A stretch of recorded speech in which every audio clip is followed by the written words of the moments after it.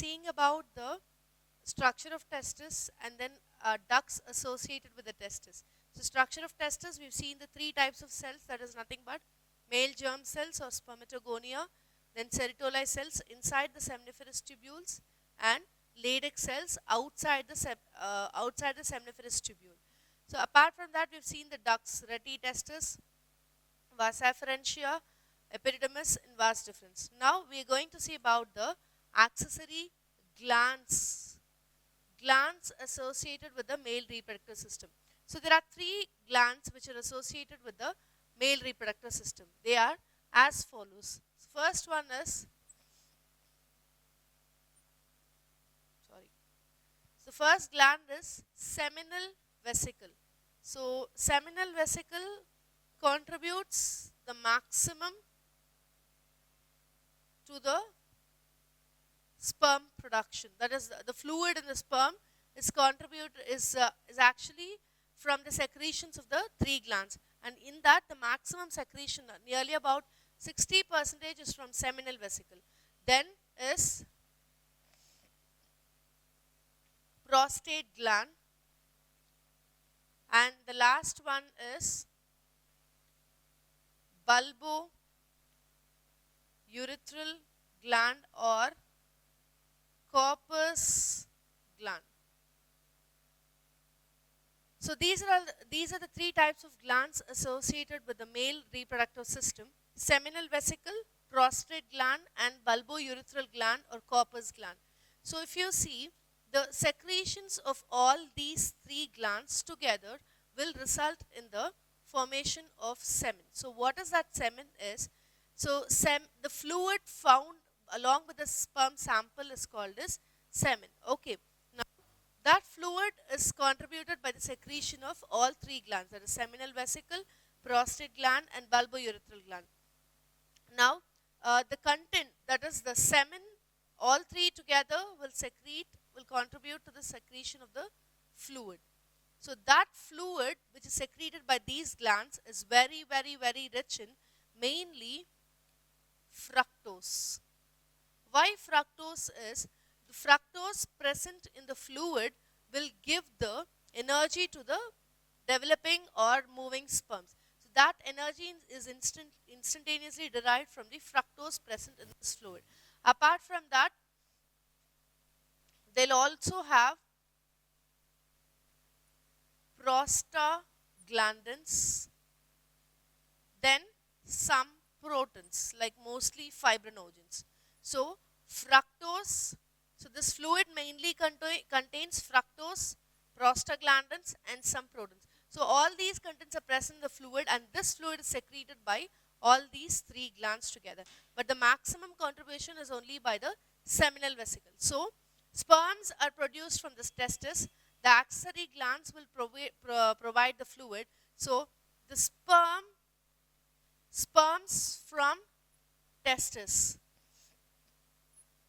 plus the fluid part from glands will together contribute the semen.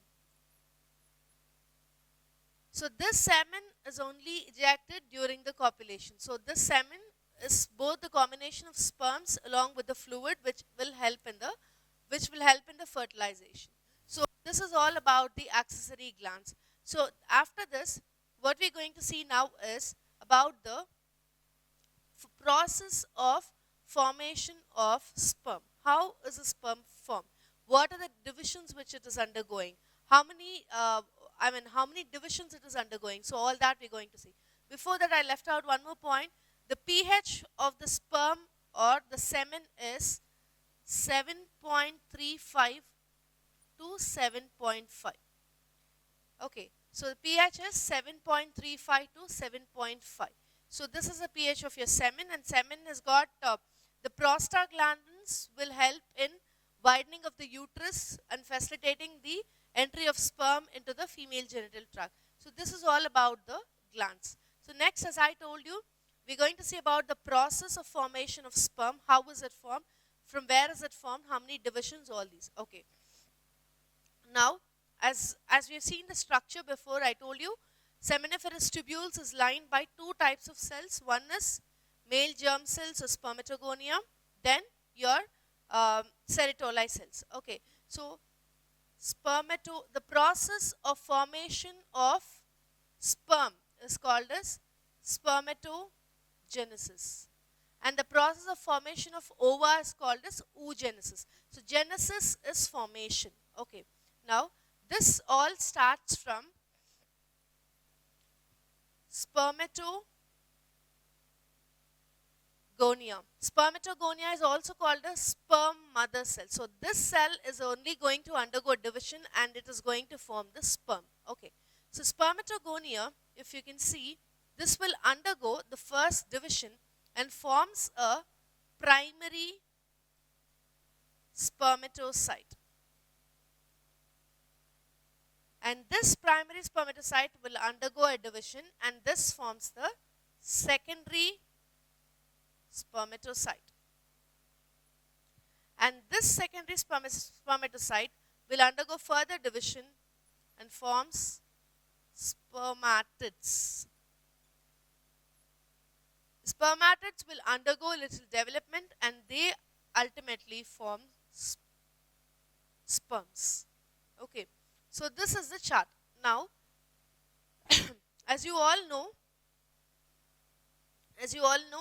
that the type of division happening in the gametes is a meiotic division or reduction division. That is, what is reduction division is, for example, we are all diploid in nature, correct? So from 2n, that is from diploid thing, if you are getting diploid cells, this is not a reduction division, this is normal mitotic division. So there is no reduction in the number. Mother has 2n and daughters have got 2n. So this is not reduction. Whereas in meiotic division, what happens is mother is diploid and the daughters will be haploid. So there is a reduction in the set of the chromosomes. And this type of division is only called as reduction division or meiotic division. So this kind of meiotic division happens here. Okay. So first one is, here it is the first division, second, third and fourth. So there are totally 4 divisions happening. In this, if you can see, this meiotic division happens exactly in from primary to secondary spermatocyte formation. Here happens the first meiotic division. So what do I mean by that is, spermatogonia is, I'll use the other color. Okay, so if you can see here, why do I call it meiotic here means spermatogonia is diploid. Okay, primary spermatocyte is diploid, whereas secondary spermatocyte is haploid. From here, everything is haploid. So from 2n to n, the reduction is happening only from primary spermatocyte to secondary spermatocyte. And that is why I call this as first meiotic division, which is happening from primary to secondary. So this is how the sperms are formed. Okay. So I repeat, spermatogonia or sperm mother cell, they are found inside the seminiferous tubules, okay, inside the testis. From there, they will divide rapidly, grow, and they form primary spermatocyte. Primary spermatocyte undergoes a reduction division or a meiotic division to form, and it is reduced to n from 2n, and that forms a secondary spermatocyte. From secondary spermatocyte, they'll grow little, they'll develop head, tail, etc. and form spermatids. From spermatids, the sperms are formed. The process of formation of sperm is spermatogenesis, and the process of release of sperm is called as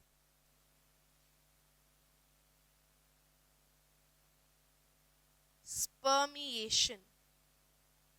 Okay, release of sperm is spermiation. Formation of sperm is genesis.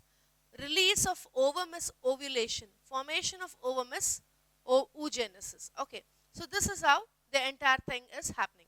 Now, if you can technically see, there's one diploid cell, it has become 2 haploid. So this is your first meiotic division. This is happening where? From primary to secondary. So first meiotic division. Later, they will undergo secondary meiotic division.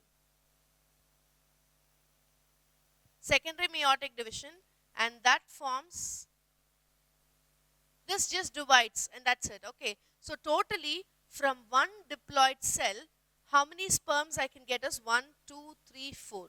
So from one diploid cell, I can get totally 4 sperms. So they might ask you questions like, for example, the organism is actually haploid in nature. From that, how many sperms you can get is only 2 sperms. Say for the organism has got 5n. So how many sperms you can expect out of it? So accordingly, you have to calculate. From 2n, you're getting 4. From 4n, you'll get exactly the double the copy. Okay, from 2n, 1, 2, 3, 4. From 4n is again 4 plus 4. So likewise, you have to calculate. Okay, so from one diploid cells. So if you have 5 set of diploid cells, so how many sperms I'll totally get is 4 into 5. Okay, so that is how you have to calculate. Okay, so always remember, from one diploid cell, there are 4 sperms which are coming out. 4 gametes can be taken. Okay, first division 2 and in second division it becomes 4. So that is all about the spermatogenesis.